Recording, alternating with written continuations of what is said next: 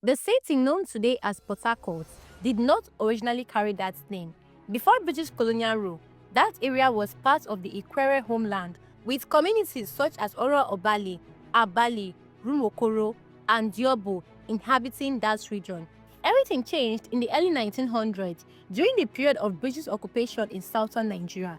In 1912, the British colonial government decided to build a modern deep water port in the Niger Delta. The goal was simple: create a port that will allow them to export coal from the newly discovered coal fields in Enugu.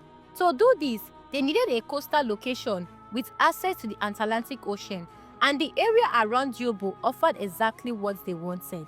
The colonial administration developed the port and its surrounding settlements almost entirely for the British economic interest.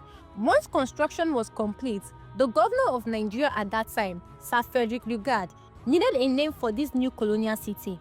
Instead of using the indigenous name of the people who lived there, he chose to honor a British politician. On August 18, 1913, Lugard officially wrote to Louis Vernon Harcourt, the British Secretary of State for the colonies. In his letter, he said, "I have the honor to enclose for your information chart of the estuaries and rivers in the neighborhood of the proposed port and terminus of the Eastern Railway at Yobo. In absence of any convenient local name, I would respectfully ask your permission to call this Port Harcourt, and I anticipate that in future it will be one of the most important ports on the coast of West Africa." Harcourt replied, "It gives me great pleasure to accede to your suggestion that my name should be associated with the new port." And on that basis, the city was officially named Port Harcourt. Harcourt never lived in Nigeria, never ruled Nigeria, and never visited the area.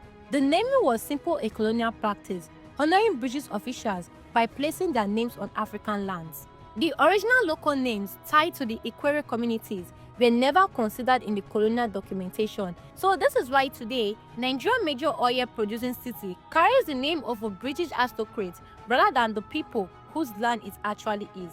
After independence in 1960, the name Port Harcourt remained, becoming deeply connected to Nigeria's economy, culture, and identity, even though its origin is rooted in colonial administration.